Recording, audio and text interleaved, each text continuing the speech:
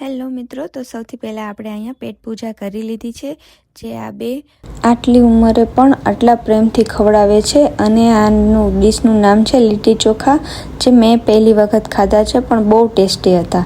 તો અહીંયા જ બસ સ્ટોપ થાય છે અને એમની સામે જ અહીંયા આ લીટી ચોખા મળે છે. તો તમે લોકો પણ જરૂરથી ટ્રાય કરજો. હર હર મહાદેવ મિત્રો, આજે આપણે એક એવી યાત્રાએ નીકળી રહ્યા છીએ જે ભારતના બે સૌથી મોટા આધ્યાત્મિક કેન્દ્રોને જોડે છે. તો બાબા વિશ્વનાથની નગરી કાશીથી મર્યાદા પુરુષોત્તમ શ્રી રામની પાવન જન્મભૂમિ અયોધ્યા સુધી. તો ચાલો, માત્ર 4-5 કલાકની સફર છે અને આપણે ત્યાં પહોંચી જઈશું. તો ત્યાં જ રસ્તામાં આપણે એક સ્ટોપ આવેલો છે. જનરલી બધા બસના સ્ટોપ અહીં જ થાય છે અને અહીંનો નાસ્તો અને ચા બધાય બહુ વખાણ કરે છે અહીંયા. તો બસ થોડી જ વારમાં હવે આપણે પહોંચી ગયા છે શ્રી રામની જન્મભૂમિ પર. તો ચાલો હવે આપણે દર્શન કરવા જાશું. અને હવે એ ક્ષણ આવી ગઈ છે કે જેની રાહ આખી દુનિયા સદીઓથી જોઈ રહી હતી. તો બસ આપણે પણ આવી ગયા છે ભગવાન શ્રી રામની જન્મભૂમિ અને એના મંદિરના પ્રાંગણમાં. તો અહીંયા આપણને જય જય શ્રી રામનો નાદ સંભળાઈ રહ્યો છે. અને આ મંદિર એની સ્થાપત્ય કળાની અદ્ભુત મિસાલ છે. તો અહીંયાનો નજારો જોઈને તો આપણે એકદમ મંત્રમુગ્ધ થઈ જાય છે. આ છે હનુમાનગઢી હનુમાનજીનું મંદિર છે. તો સૌથી પહેલાં એવી માન્યતા છે કે રામ ભગવાનના દર્શન કરતાં પહેલાં અહીંયા હનુમાનજીની આજ્ઞા લેવી પડે છે. તો હવે આપણે પહોંચી ગયા છે કનક ભવન, જે રામજીનો સુંદર સોના જેવો ચમકતો મહેલ છે અને રામજી અને સીતાજી ત્યાં અંદર બિરાજમાન છે. તો હવે આપણે અયોધ્યા નગરી ફરવાના છીએ. તો મિત્રો, કાશીથી અયોધ્યાની આ યાત્રા માત્ર એક ટ્રીપ નથી, પણ આત્માને સ્પર્શી જાય ને એવો એક પવિત્ર અનુભવ છે.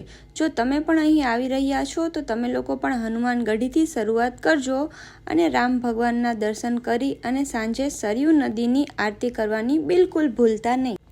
સૌ હિન્દુઓ અયોધ્યાનો ઇતિહાસ તો જાણે જ છે, પણ આપણે પણ ઇતિહાસ પર એક નજર નાખીએ તો કહેવાય છે કે 16મી સદી 1528માં મુગલ શાસક બાબરના સેનાપતિ મીર બાકીએ મસ્જિદનું નિર્માણ કર્યું હતું અને ત્યાં રામ મંદિર હતું તે તોડી અને અહીંયા મસ્જિદ બનાવવામાં આવેલી હતી. તો કેવી રીતે આપણે રામ જન્મભૂમિ બની તે આગળ જોઈએ. તો 1853થી 1559માં પહેલીવાર બ્રિટિશ સરકારે વિવાદિત પરિસરમાં અંદરનો હિસ્સો મુસ્લિમ પક્ષને અને બહારનો ચબૂતરો હિન્દુઓને આપી દીધેલો હતો અને ત્યાં તાળા લગાવવામાં આવેલા હતા. ત્યારબાદ 1985માં મહંત રઘુવંશ દાસે આ જે ચબૂતરો હતો તેનું નામ રામ ચબૂતરો હતો અને ત્યાં મંદિર બનાવવા માટે પહેલો કેસ દાખલ કરેલો હતો.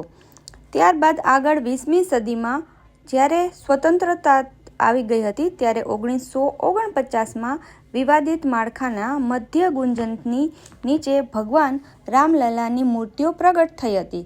તો સરકારે પરિસરને સીલ કરી દીધું અને એક પૂજારીને નિયમિત ભોગ અને પૂજાની મંજૂરી આપી હતી. ત્યારબાદ 1986માં કોર્ટના આદેશ પર સામાન્ય દર્શનાર્થીઓ માટે મંદિરના તાળા ખોલી દેવામાં આવ્યા હતા અને 6 ડિસેમ્બર 1992માં દેશભરમાં આવેલા લાખો કાર સેવકોએ વિવાદિત માળખામાં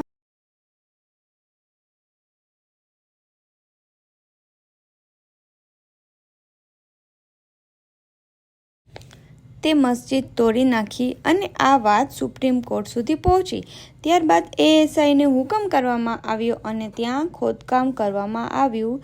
ત્યારે ત્યાં મંદિરના અવશેષો મળવામાં આવેલા હતા, જ્યાં સ્તંભો અને નકશીકામ કરેલી આકૃતિઓ પણ મળી હતી. 9 નવેમ્બર 2019માં 5 જજોની સર્વસંમતિથી એક ઐતિહાસિક ચુકાદો આપ્યો અને 5 ઓગસ્ટ 2020 વડાપ્રધાન નરેન્દ્ર મોદીજીએ અયોધ્યામાં ભવ્ય રામ મંદિરનું ભૂમિપૂજન કર્યું અને મંદિરનું નિર્માણ શરૂ કર્યું હતું. તો ચાલો, હવે તો અહીંથી જવાનું તો મન નથી થતું, પણ હવે આપણે જવું પડશે. તો બસ હવે આપણે કાશી પહોંચી ગયા છે અને કાશીથી અહેમદાબાદ આપણે પહોંચી જઈશું. તો આ વિડીયો તમને કેવો લાગ્યો મને જરૂર બતાવજો અને હવે નવી જગ્યા અને નવા વિડીયોમાં ફરીથી આપણે મળશું. તો લાઇક, શેર ને સબસ્ક્રાઈબ કરવાનું ભૂલતા નહીં.